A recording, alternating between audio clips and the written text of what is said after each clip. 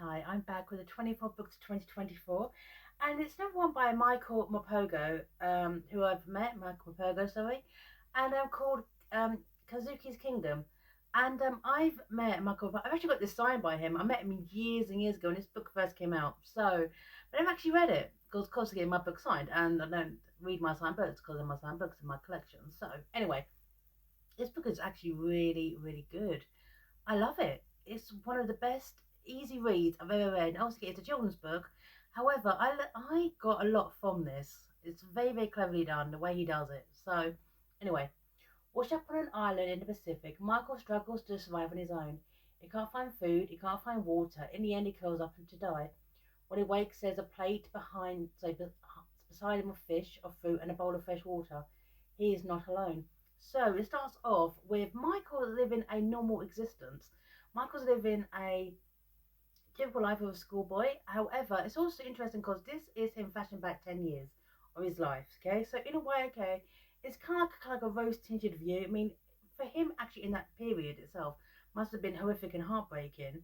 However, he's looking back in a way okay, of nostalgia. It's like after 10 years, I can tell my story. This is his story, and it's been here. Chapter 1, Peggy Sue. I disappeared on the night of my 12th birthday, July the 28th, 1988. Only now I can at last tell the whole extraordinary story, my true story. Kazuki made me promise that I would say nothing, nothing at all, until at least 10 years had passed. It was almost the last thing he said to me. I promised, and because of that, I had to live out a lie. I could let sleeping lie sleep on, but more than 10 years have passed. I've done school, done college, no time to think. I owe it to my family and to my friends, all of whom I have deceived for so long, to tell the truth about my long disappearance, how I lived to come back from the dead. There's another reason for speaking out now, a far better reason. Kazuki was a great man, a good man. He was my friend. I want the world to know him as I knew him. So, him when he's 11, his parents work at a brick factory. They're made redundant, and with the severance, their father buys a boat called the Pegasus. They sell up and decide to go around the world on a world tour, if you will. Right. And one thing is this, it's not like, oh, we bought a boat, we're going the next day. It shows how they actually have to work harder before they even go on this journey. Say goodbye to their friends and family, set up the house, and that kind of thing. Say goodbye to the Mudlarks, that's Michael's football team. And it's also just realistically done, okay? They do a course on how to actually navigate the world by themselves, and it is very, very realistically done. Even the debate about bringing Stella Artois, the dog, okay, was a debate also to be had, whether it was a good idea or a bad idea, but they couldn't decide or couldn't even consider leaving him behind, right? And I really, really like that aspect. Okay, it shows the hard work of actually going into this sail around the world. We live close, all of us, cheek by jowl, and I soon discovered parents are more than just parents. My father became my friend and my shipmate. We came to rely on each other, and as for my mother, the truth is, and I admit that, I didn't know she had it in her. I always knew she was gritty, that she always kept on a thing until she'd done it. But she worked night and day over books and charts till she mastered everything. She never stopped.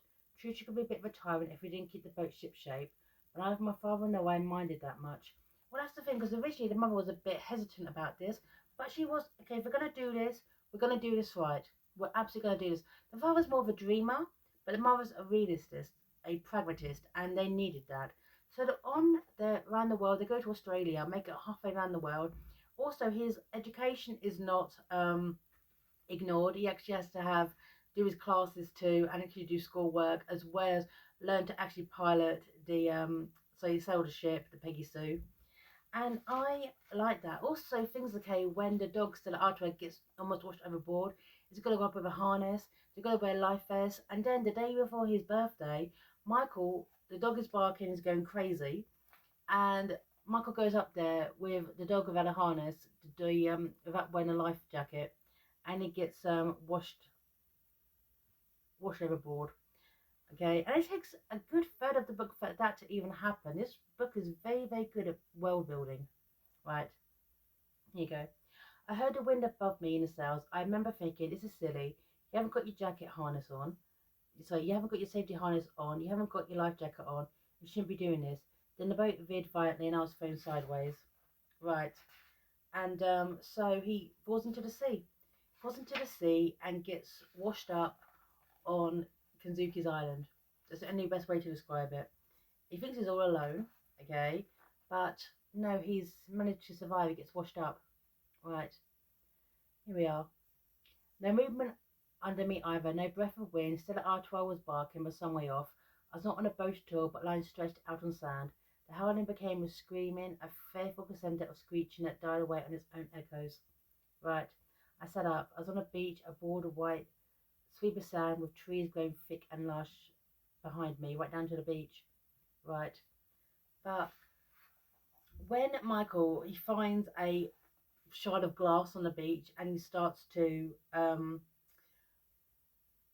light a fire with it. He actually manages to build a good fire, and then Kazuki comes along, okay, runs onto the beach, stamps it out, and essentially does the my side of the island, your side of the island. But of course, remember this, Michael's 12 years old. He's going to be suffering a lot, and of course he suffers. He's got no idea how to cope in the jungle. Right. So, and he's being bitten to death. He's suffering greatly. Okay. And this bit here. Right.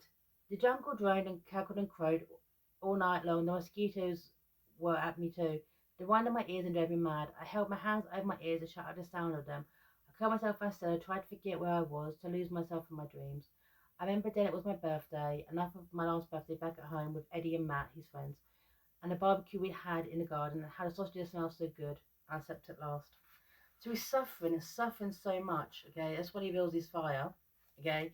And full respect to him, okay? He's suffering so greatly, but when he builds it, he comes along, screams out, Damada Damada, which means forbidden, by the way, in Japanese. It actually is a glossary at the back. But the thing is Stella. So Stella's intuitive. Stella's a dog after all. So Stella actually trusts Kazuki straight away. And this bit here, okay? Right. Here you go. English, I'm English. No good, fire, no good. You understand? No fire. Right. No fire. I thought Foreman was going to tap me, but he did not. As he began to rake through the sand at my feet with his stick, he was drawing the outlines of something jabbing incomprehensibly all the time. It was like some kind of fruit at first, a nut, maybe a peanut, but it was a map of the island. By the way, on this island, he actually comes across a rusting shipwreck. Okay, that's important to the story. So it's a whole kind of, this is your island, my side, this is your side, and keep away from me. That's the thing. But of course, that's wishful thinking. But even though Michael's waking up okay with fruit by his side and that kind of thing, the mosquitoes are still biting. He's still suffering greatly. Okay? Right. Here you go. But of course, at the time, Kazuki's having none of it. It's, right, Kensuke, I Kensuke, my island. I Kazuki, here, you boy, here. No good boy, no fire, you understand. Right. So, and so his only human contact destroys his way of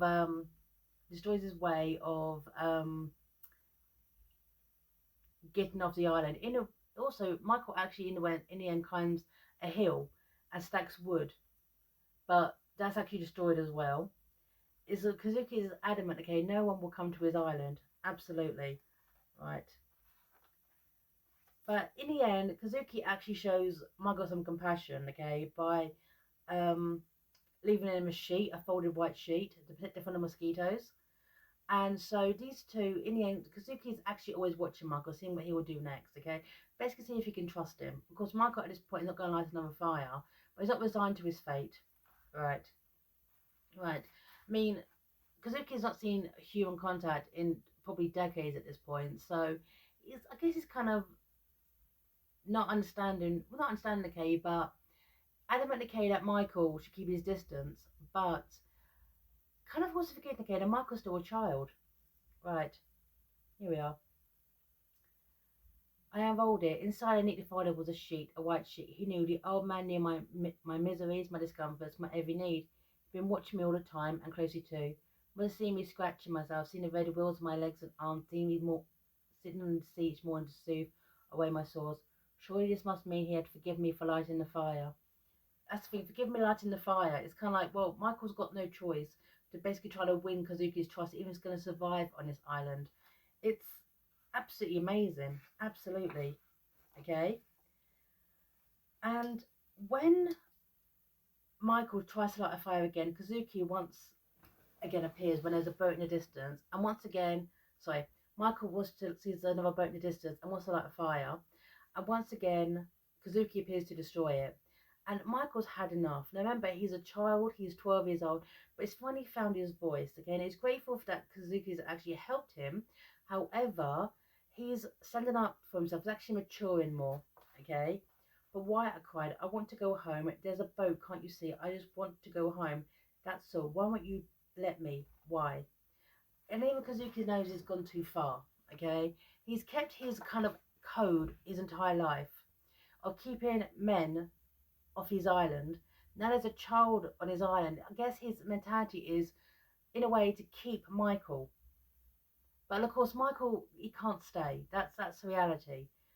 So, yes, but in the end, though, they have to, um, Kazuki goes, he's upset from Michael trying to light the fire, but then says, Gomenazai, sorry, very sorry. And with that, he left me there and went back into the forest, followed by the orangutans. In this, Kazuki's kingdom, that he takes care of the natural species of the island, okay, the orangutans. He takes very, very good care of them. So, yes, that's his thing. He's on his island taking care of the orangutans, making sure that they're safe. But the thing is, it takes when Michael, because he's been suffering so much that he keeps going into the water for his sores. And when he goes to go into the ocean, Kazuki suddenly appears to stop him, and Michael's had enough. He goes into the ocean, he gets stung by jellyfish, and actually almost kills him. It almost kills him, and Kazuki has to nurse him back to health. Yes, right. So, and Kazuki, when he finally sees home, Michael's actually been living in a cave, but so is Kazuki on the other side of the island, which is not a big island, not one bit, right? So, and it's interesting too, again, how when Michael's lying there, in his fevered state, actually observing all this, right? Here you go. Kazuki would spend many hours of every day kneeling at a table and painting. He painted on large shelves, but to my disappointment, he never showed me what he had done. Indeed, he rarely seemed pleased with his work. As soon as he had finished, he would just wash it off what he had done and start again. Right. Inside the cave, he wore a wraparound dressing gown, a kimono I later knew it to be. It kept the cave house immaculately clean, sweeping it down once a day at least. There was a large bowl of water just inside the cave mouth. Every time he came in, he would wash his feet and dry them as he stepped inside.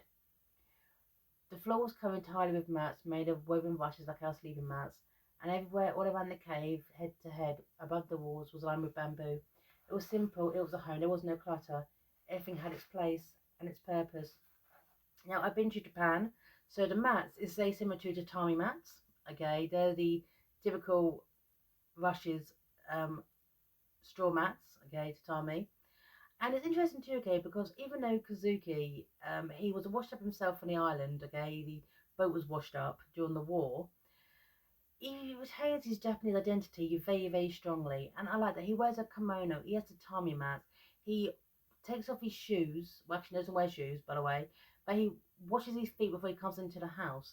That's very typical of Japanese homes. Right. Yeah.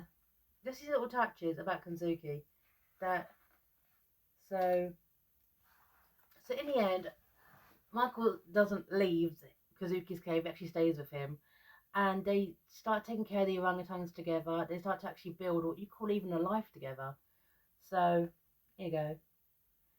Our lives together were always busy and regular as clockwork, up at dawn and down the track, a little way to bathe in a stream where it tumbled cold and fresh, outside the hillside, into great cold and smooth rocks. Water sheets and our clothes here, too. Me and my own kimono by now. Right. Slapping and pounding them on the rocks, or hanging them on to dry on the branch of nearby trees. Breakfast was a thick, pulpy fruit juice, which seemed different every day, and bananas or coconuts. I never tired of bananas, but very soon became sick of coconut. The morning was spent either fishing in the shallows or fruit gathering in the forest.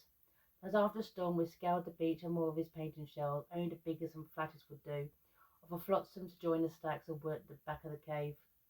Right. So, yeah, they build a life together, they catch fish together, they survive together. And in the end, they start opening up about their lives. Now, Kazuki takes him a very long time to even open up about his life. And it is heartbreaking, right? And first of all, Michael has to tell his story first, then it's Kazuki's turn. Michael learns a little bit of Japanese. Kazuki learns English through speaking with um, Michael. Actually, Kazuki actually was a doctor before he was drafted into the war. So, and it's bit here. Telling about home, about my mother and father, about the brick work, so brick factory closing, about football with Eddie and the Mudlarks, about the Peggy Sue and her voyage around the world, about football in Brazil and lions in Africa and spiders in Australia, about mother being sick and at night I fell overboard. Right. Very good, I understand, very good. So football you like. When I literally play football too. Very happy time long ago in Japan, in my home. Michael-san, you're very sad. Sometimes I see, so I make you happy. Tomorrow we go fishing, and maybe I tell you my story too. My story, your story, maybe same story now. Indicating that they were both washed up in this. Maybe that Michael-san, that's what Kazuki starts to call him, is going to stay. Even though it's clear that he won't. Right? It's clear that he won't stay. And interesting too is that Kazuki even has a boat. He actually has a boat of his own he built. He built his own boat to go out to K and actually fish for what's better out there. But was never tempted to leave. And then you found out why. And it is very, very heartbreaking. And it's so beautifully written. Like I promised, I'm old, but it's not a long story. I'm born in Japan, Nagasaki, a very big town by the sea. I grew up in this town. When I'm a young man, I studied medicine in Tokyo. So I'm Dr. Kensuke Ogawa. Very proud person. I look after many mothers, many babies too. I'm the first person many babies see in this world. They go to London. I do studies in London, Guy's Hospital. Of course I learn speak little English there. Afterwards I come back to Nagasaki. I have a beautiful wife Kimi, and I have a little son Makaya. I'm a very happy person in these days, but soon war comes. All Japanese men are soldiers now. Soldiers maybe. Soldiers now, sailors maybe.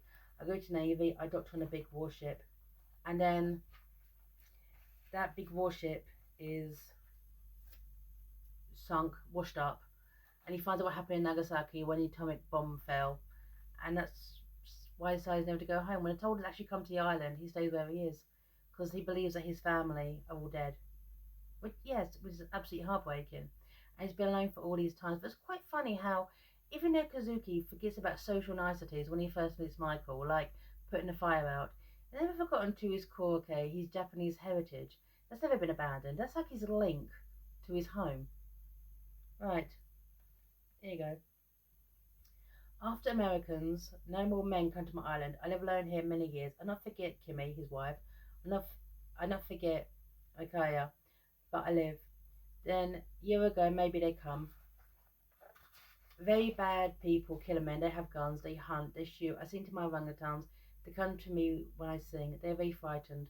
They come all in my cave. We hide. Killer men not find us, but in forest they shout. So they shoot. You told me name. Give them monkeys. They shoot mothers. They take babies. I must they do this? I get very angry. I think all people kill people. I hate all people. I think I don't want to see people again. Right. So that's why I just never left the island, because men have come to basically steal the gorillas, the orangutans, and you won't allow that to happen. So, and also there's also a subplot where Michael actually finds a empty bottle, Coke bottle on the beach, it's been washed up, and actually throws a message into it, which that is washed back out up, and Kazuki sees this and he's disappointed because deep down he wanted Michael to stay. And also there's a subplot as well, okay, it's very, very brief, of the killer men that Kazuki mentioned actually coming to the island. And then they actually have to hide all the orangutans in the cave and keep them safe, which really cements Kazuki, because Kazuki starts to wonder about his life outside the island. He starts to wonder about going home and seeing his family, but it cements his decision that he can't. But also, when the thought of the orangutans being taken from their mothers, it starts to really resonate with Kazuki about he made a choice not to return home to his family, and that was his choice. He could have just walked out to the soldiers. They made a choice to stay. He was too scared to find out if his family had survived the bombers of Nagasaki.